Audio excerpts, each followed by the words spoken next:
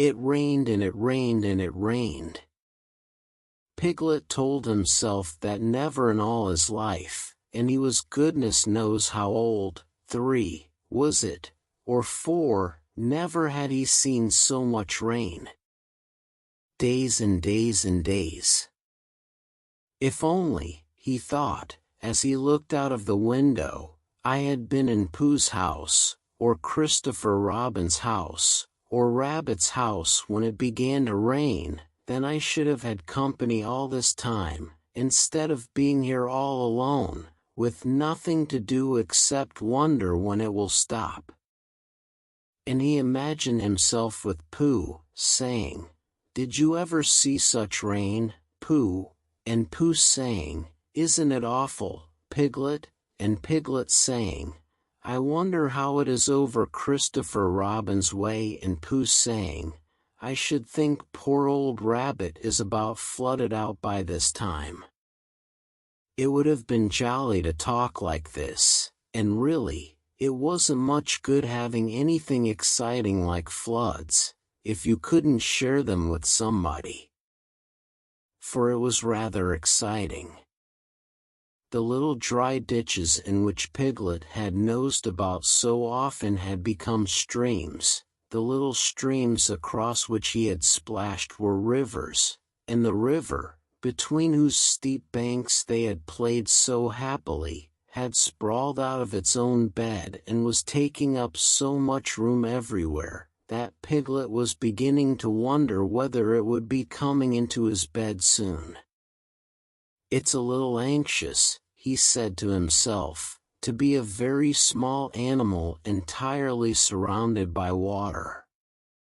Christopher Robin and Pooh could escape by climbing trees, and Kanga could escape by jumping, and Rabbit could escape by burrowing, and Owl could escape by flying, and Eeyore could escape by making a loud noise until rescued, and here am I, surrounded by water, and I can't do anything." It went on raining, and every day the water got a little higher, until now it was nearly up to Piglet's window, and still he hadn't done anything. "There's Pooh," he thought to himself. "Pooh hasn't much brain, but he never comes to any harm. He does silly things and they turn out right. There's Owl. Owl hasn't exactly got brain, but he knows things. He would know the right thing to do when surrounded by water. There's Rabbit. He hasn't learned in books, but he can always think of a clever plan. There's Kanga. She isn't clever, Kanga isn't, but she would be so anxious about Roo that she would do a good thing to do without thinking about it. And then there's Eeyore. And Eeyore is so miserable anyhow that he wouldn't mind about this. But I wonder what Christopher Robin would do." Then suddenly he remembered a story which Christopher Robin had told him about a man on a desert island who had written something in a bottle and thrown it in the sea, and Piglet thought that if he wrote something in a bottle and threw it in the water, perhaps somebody would come and rescue him. He left the window and began to search his house, all of it that wasn't under water, and at last he found a pencil and a small piece of dry paper, and a bottle with a cork to it. And he wrote on one side of the paper, "Help.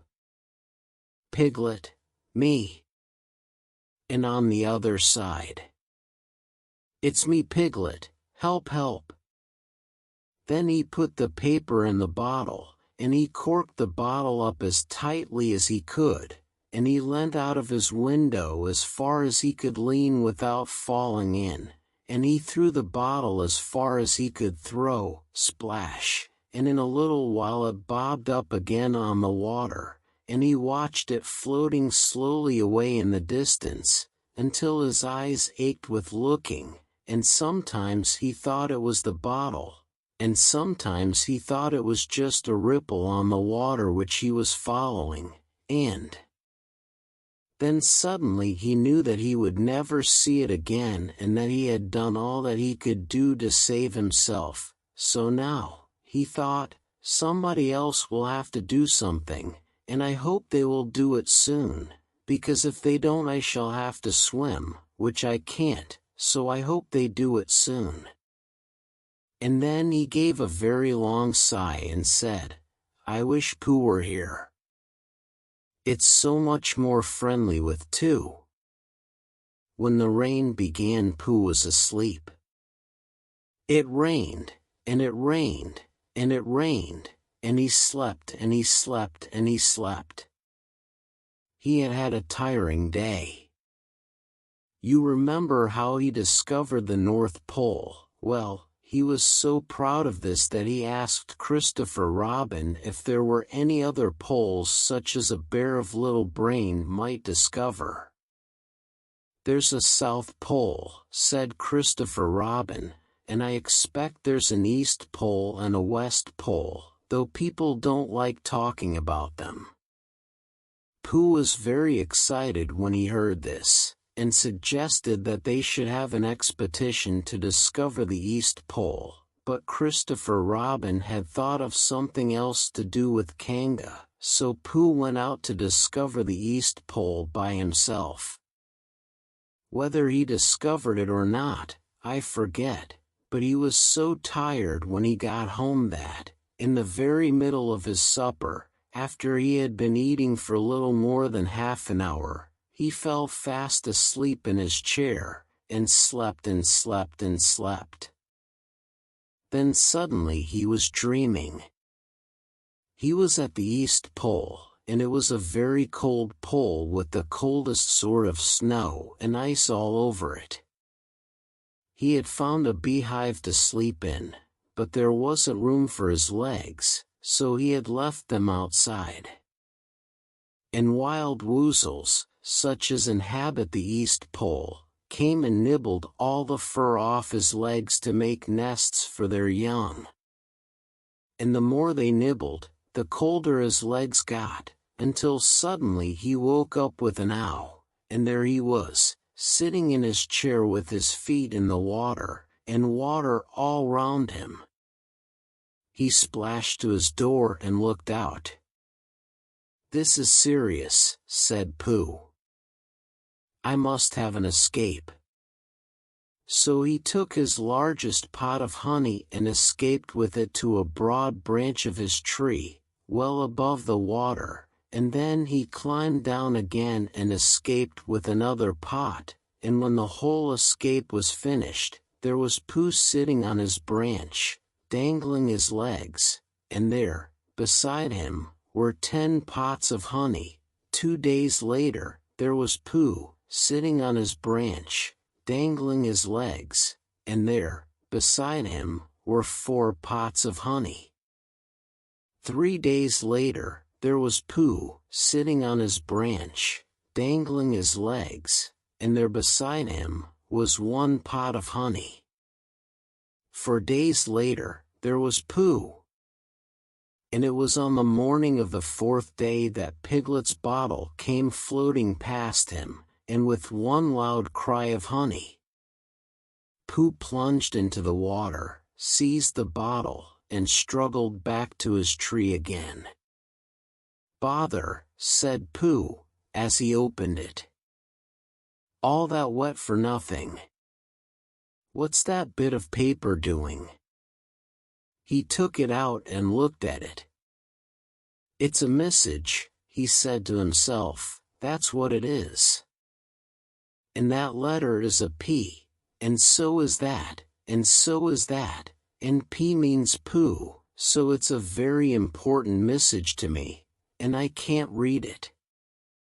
I must find Christopher Robin or Owl or Piglet, one of those clever readers who can read things, and they will tell me what this message means. Only I can't swim. Bother. Then he had an idea, and I think that for a bear of very little brain, it was a good idea. He said to himself, if a bottle can float, then a jar can float, and if a jar floats, I can sit on the top of it, if it's a very big jar. So he took his biggest jar, and corked it up. All boats have to have a name, he said, so I shall call mine the Floating Bear. And with these words he dropped his boat into the water and jumped in after it. For a little while Pooh and the Floating Bear were uncertain as to which of them was meant to be on the top, but after trying one or two different positions, they settled down with the Floating Bear underneath and Pooh triumphantly astride it, paddling vigorously with his feet. Christopher Robin lived at the very top of the forest. It rained, and it rained, and it rained, but the water couldn't come up to his house. It was rather jolly to look down into the valleys and see the water all round him, but it rained so hard that he stayed indoors most of the time, and thought about things.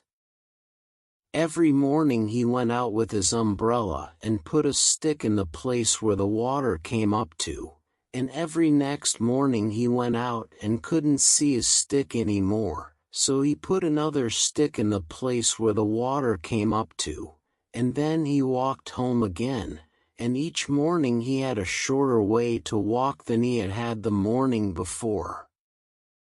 On the morning of the 5th day he saw the water all round him, and knew that for the first time in his life he was on a real island, which was very exciting. It was on this morning that Owl came flying over the water to say how do you do to his friend Christopher Robin.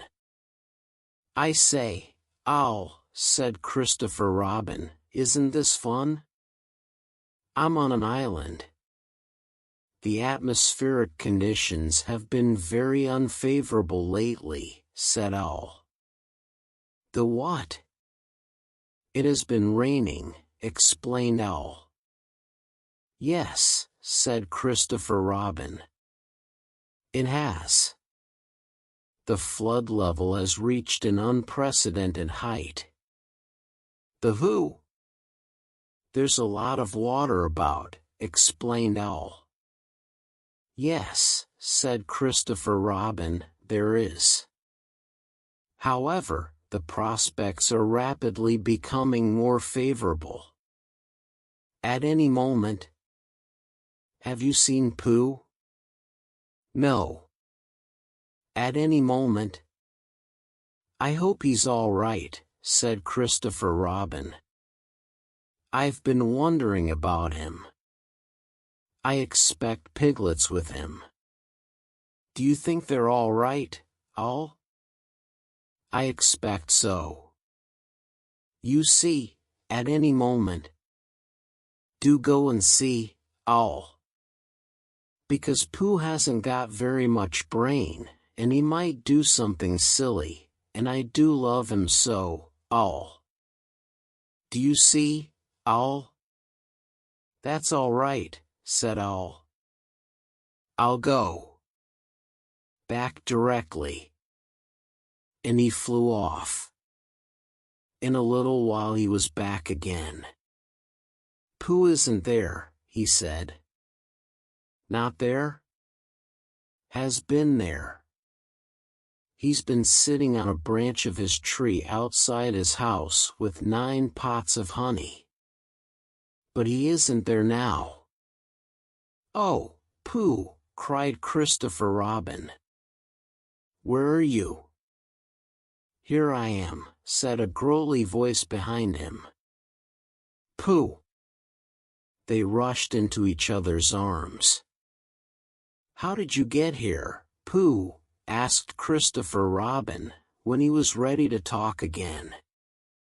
On my boat, said Pooh proudly. I had a very important message sent me in a bottle, and owing to having got some water in my eyes, I couldn't read it, so I brought it to you. On my boat." With these proud words he gave Christopher Robin the message. "But it's from Piglet," cried Christopher Robin when he had read it. "Isn't there anything about Pooh in it?"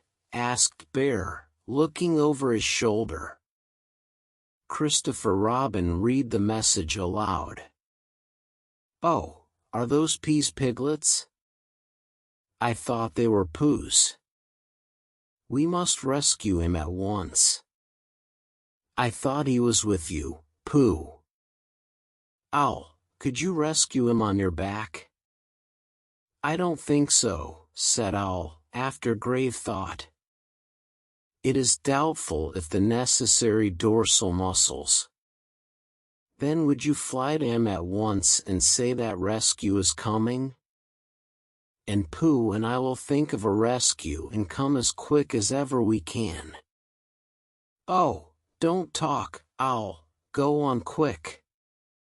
And, still thinking of something to say, Owl flew off. "Now then, Pooh," said Christopher Robin, "where's your boat?"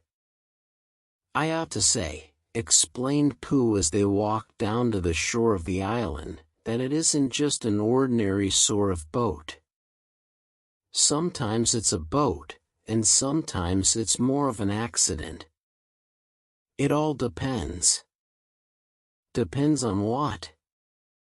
"On whether I'm on the top of it or underneath it." "Oh. Well, where is it?" "There," said Pooh, pointing proudly to the floating bear. It wasn't what Christopher Robin expected, and the more he looked at it, the more he thought what a brave and clever bear Pooh was, and the more Christopher Robin thought this, the more Pooh looked modestly down his nose and tried to pretend he wasn't. "But it's too small for two of us," said Christopher Robin sadly. "Three of us with Piglet. That makes it smaller still.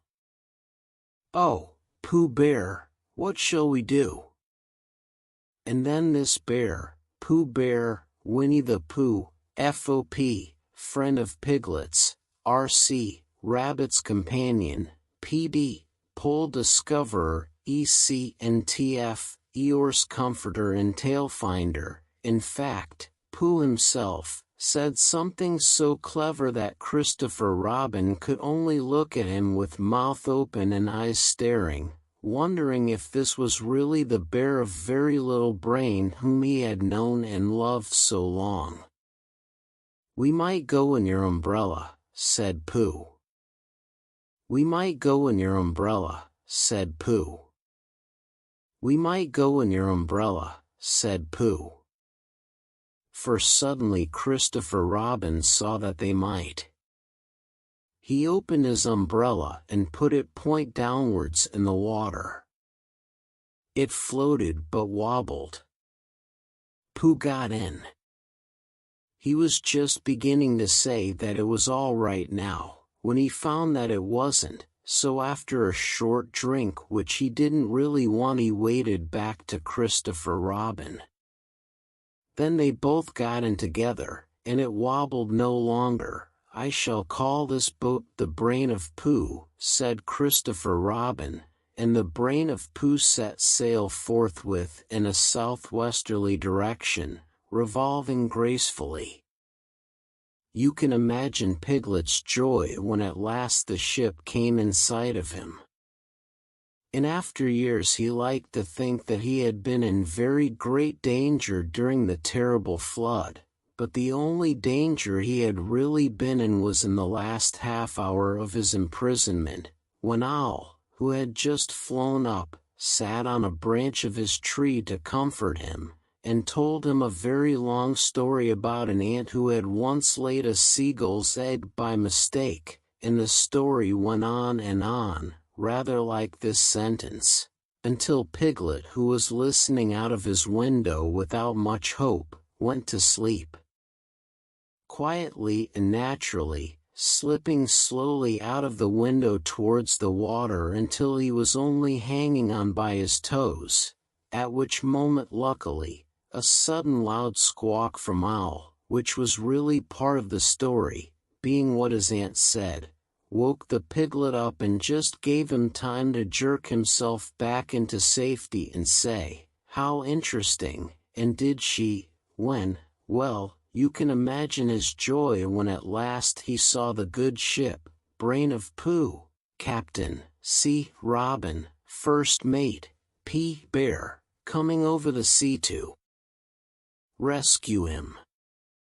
Christopher Robin and Pooh again. And that is really the end of the story, and I am very tired after that last sentence. I think I shall stop there.